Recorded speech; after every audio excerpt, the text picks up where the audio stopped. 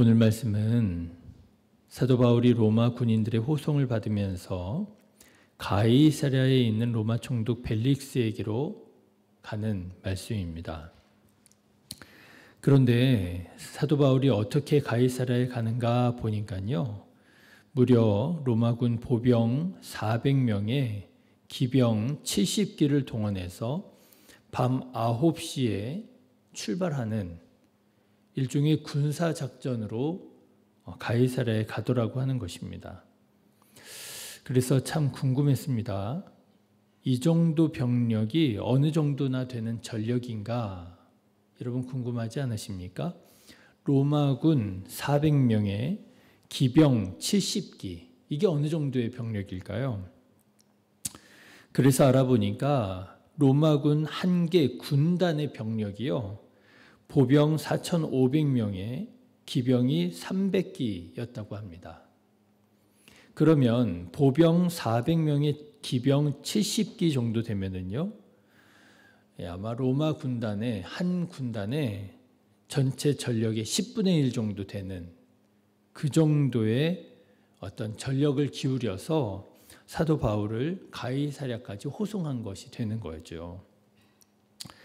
여러분, 바울은 왜 이렇게 삼엄한 경비 가운데 가이사랴로 호송이 된 것일까요? 왜냐하면 앞서 말씀드린 것처럼 바울이 예루살렘 성전에 결례를 행하러 갔다가 유대인들에게 붙잡혀 거의 죽임을 당할 뻔했었거든요. 21장 27절부터의 말씀을 보면 그 일해가 거의 참에 아시아로부터 온 유대인들이 성전에서 바울을 보고 모든 무리를 충동하여 그를 붙들고 외치되 이스라엘 사람들아 도우라, 이 사람은 각처에서 우리 백성과 율법과 이곳을 비방하여 모든 사람을 가르치는 그 자인데 또 헬라인을 데리고 성전에 들어가서 이 거룩한 곳을 더럽혔다 하니, 이는 그들이 전에 에베소 사람 드로비모가 바울과 함께 시내에 있음을 보고 바울이 그를 성전에 데리고 들어간 줄로 생각함이러라 그랬습니다.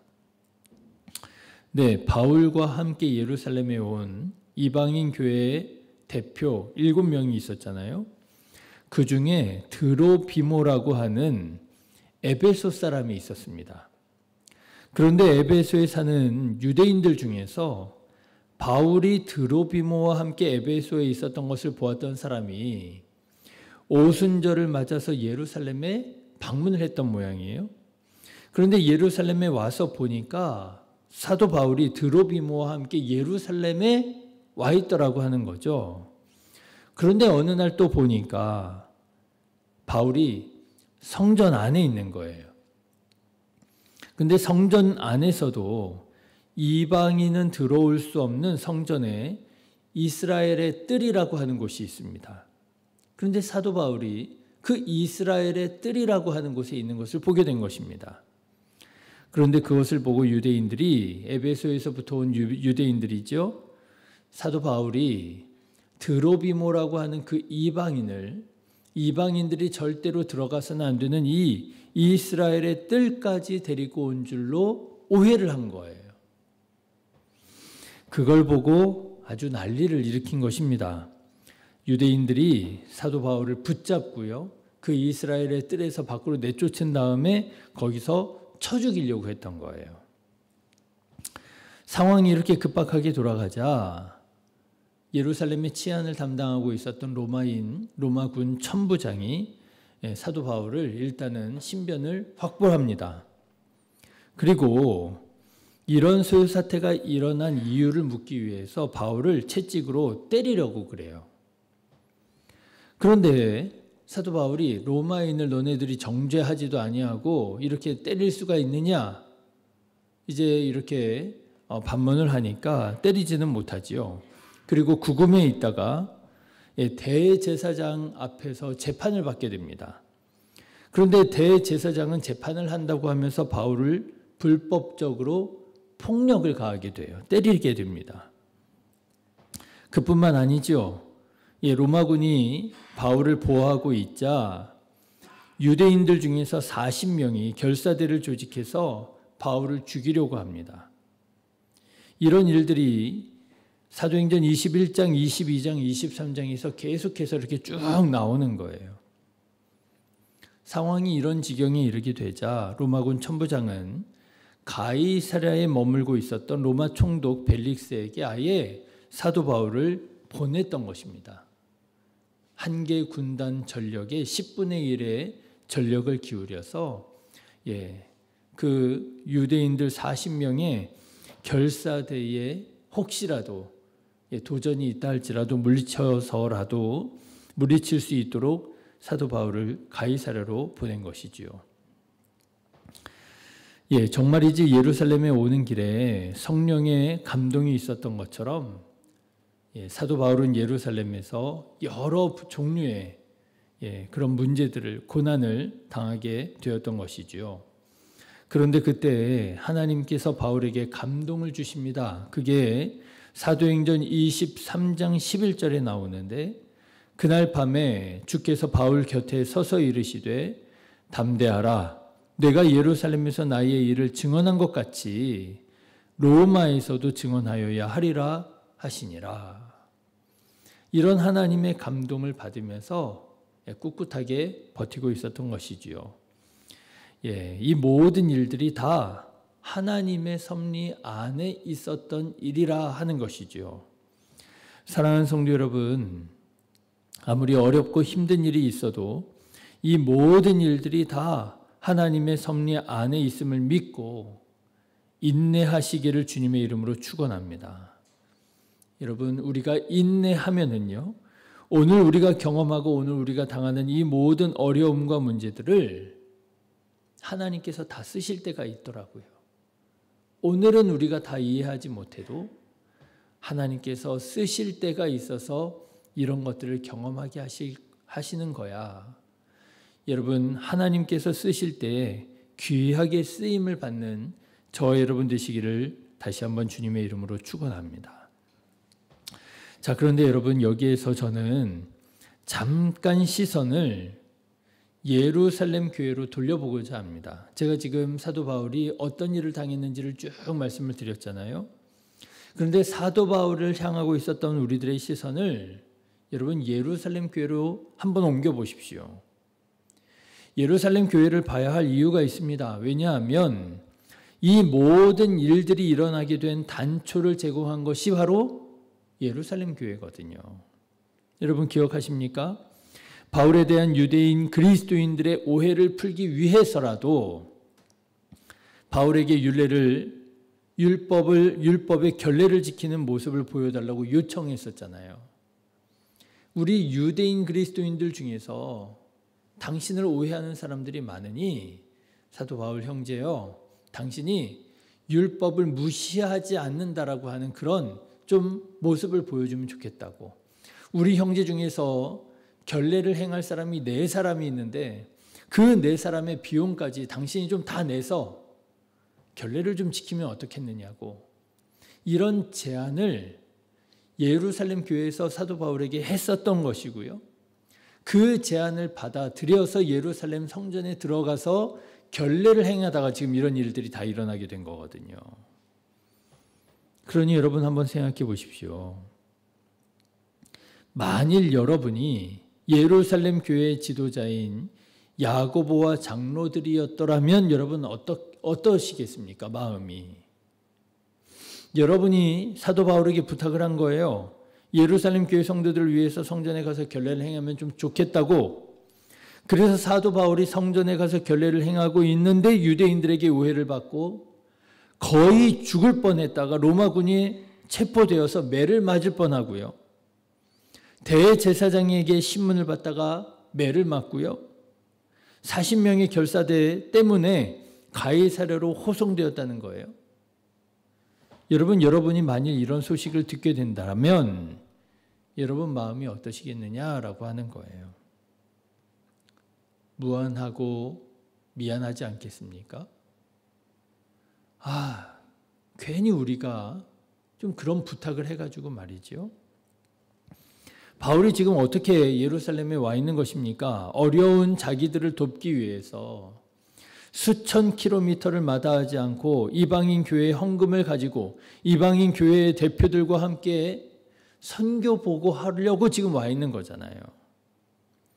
그리고 그런 중에 유대인 그리스도인들의 오해를 풀어달라고 자기들이 결례를 행해달라고 요청을 했던 거잖아요.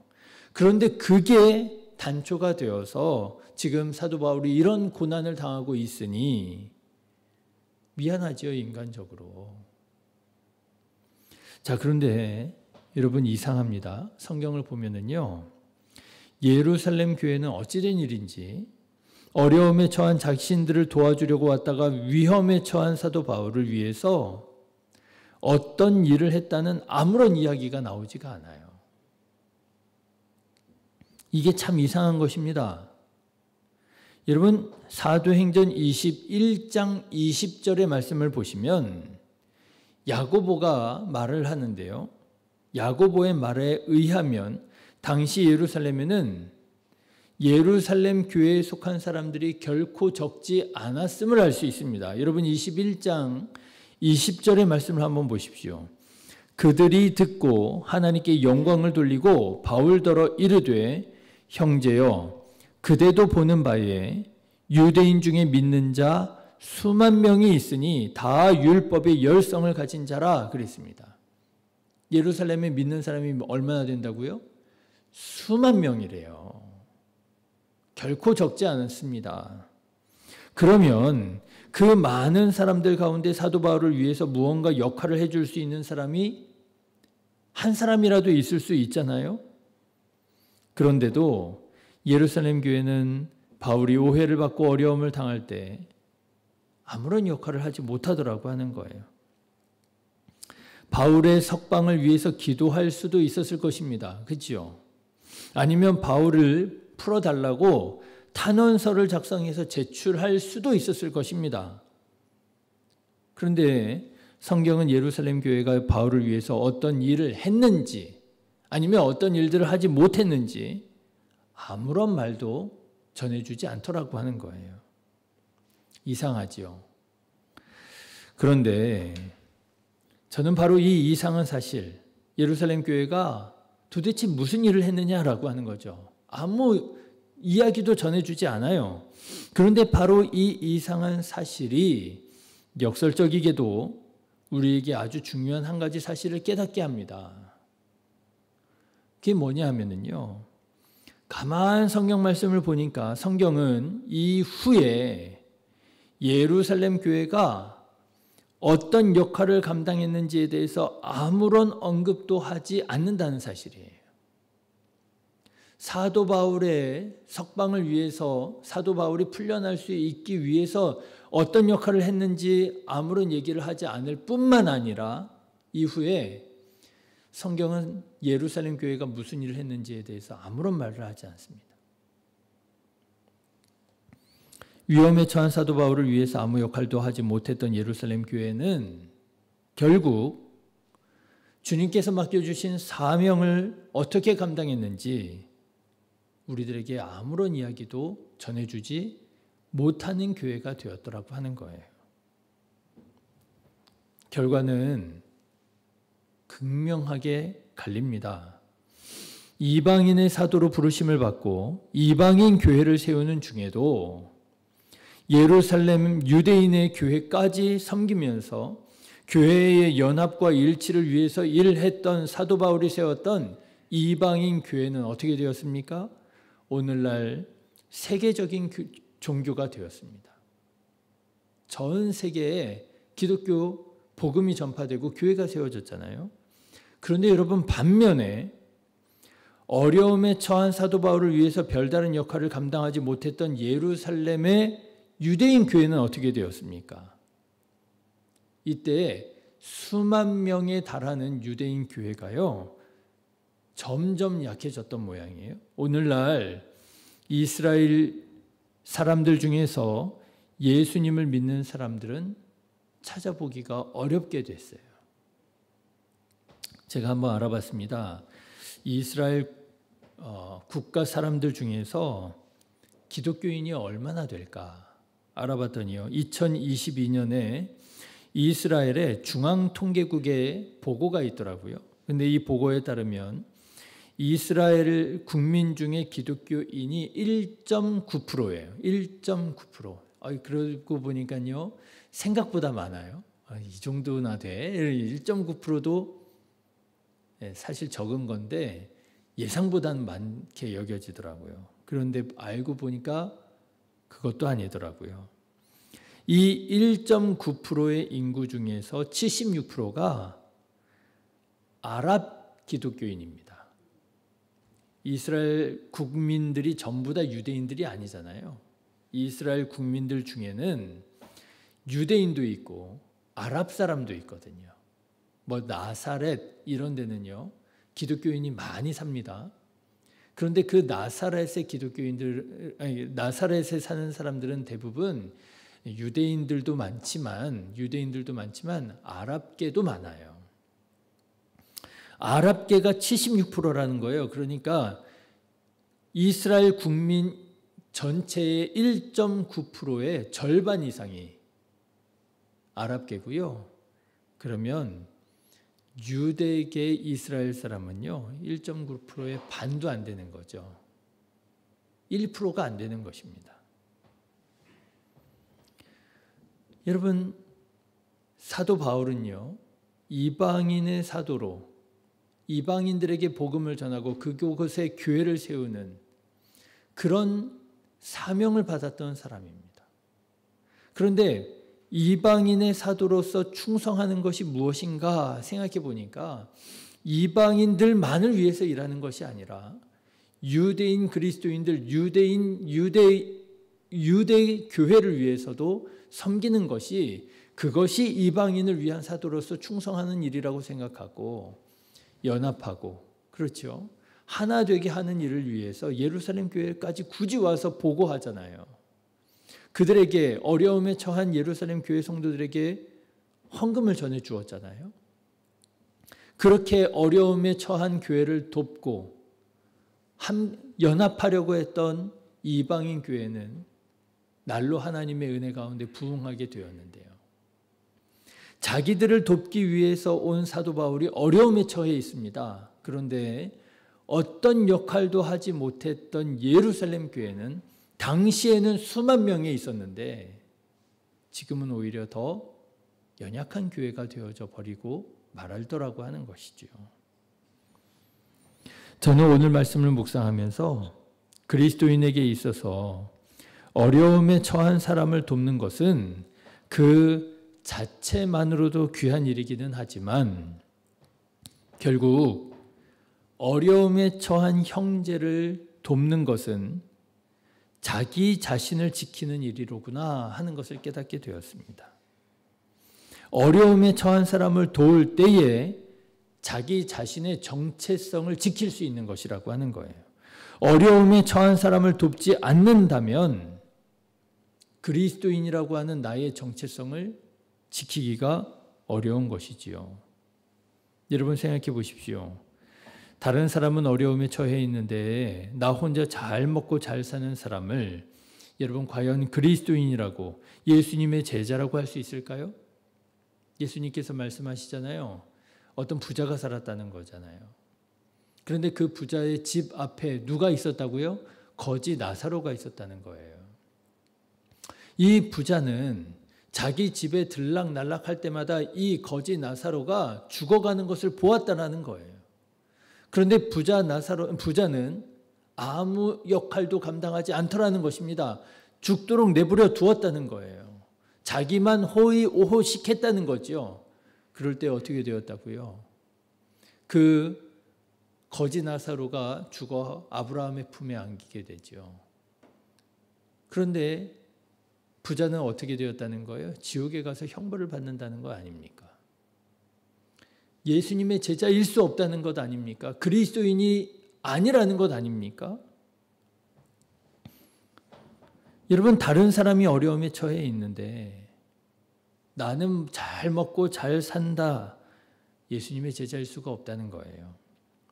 그런데요, 말씀을 준비하면서 묵상하면서 생각하다 보니까 본래 예루살렘 교회가 이런 교회였나라는 생각이 드는 거예요. 여러분, 본래 예루살렘 교회가 어떤 교회였습니까? 사도행전 4장에 보면 본래 예루살렘 교회가 이런 교회였다고 우리에게 증언합니다. 여러분 아시지요? 그 중에 가난한 사람이 없으니 이는 밭과 집 있는 자는 팔아 그 판 것의 값을 가져다가 사도들의 발 앞에 두매 그들이 각 사람의 필요를 따라 나누어 줌이라. 그래서 여러분, 예루살렘 교회가 어떤 교회였습니까? 예루살렘 사는 사람들에게 칭송을 받는 사람들이었잖아요.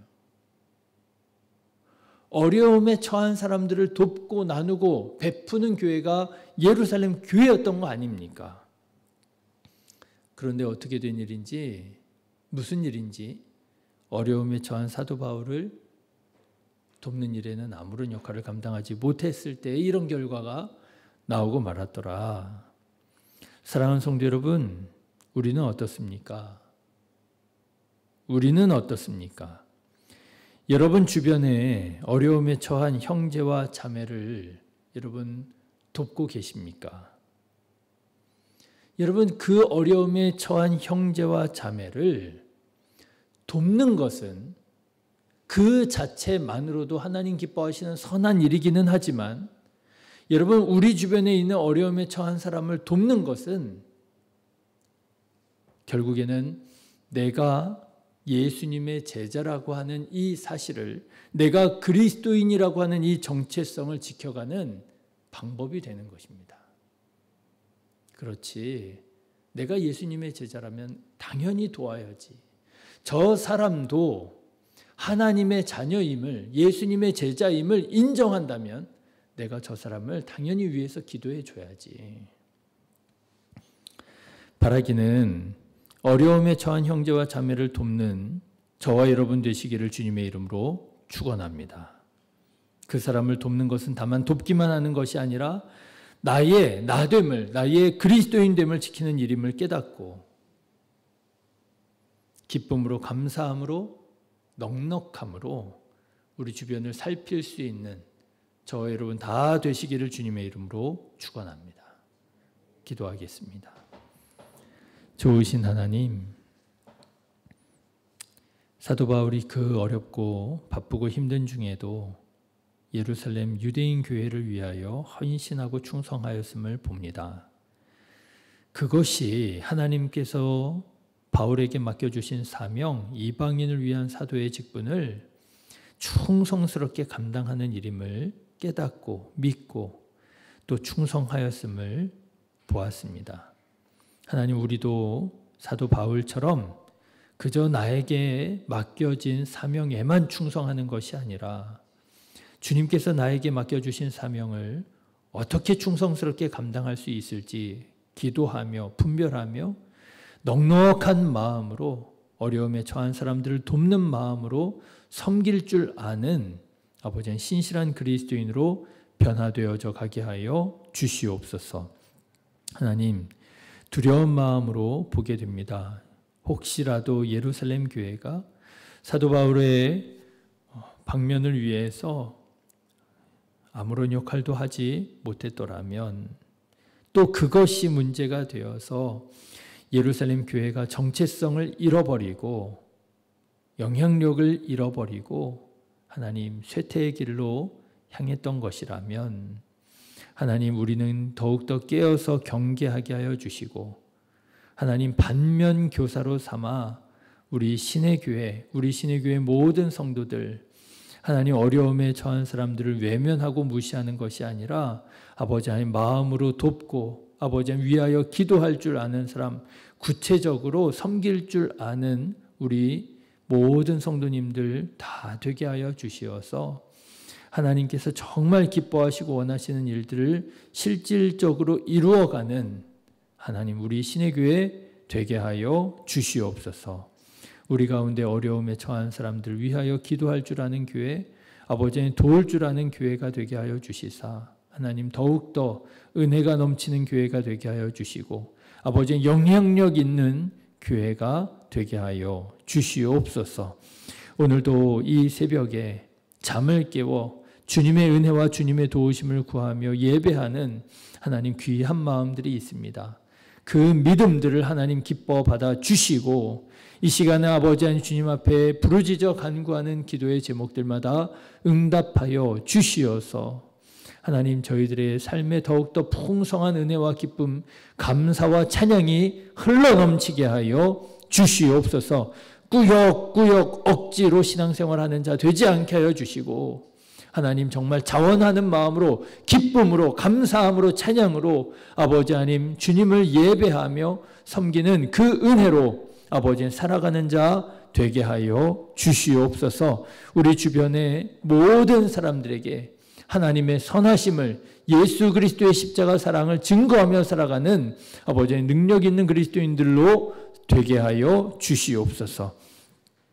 이제는 우리 주 예수 그리스도의 은혜와 하나님 아버지의 크신 사랑과 성령님의 감동, 감화, 역사 충만하심이 사도 바울처럼 뜨거운 사명감을 가지고 주님 맡겨주신 사명 힘있게 감당하며 하나님께 영광 돌려드리며 살아가기를 이 시간 새롭게 결심하고 다짐하는 이 자리에 속한 모든 심령 머리 위에 이제로부터 영원토록 함께 하옵시기를 간절히 축원하옵나이다. 아멘.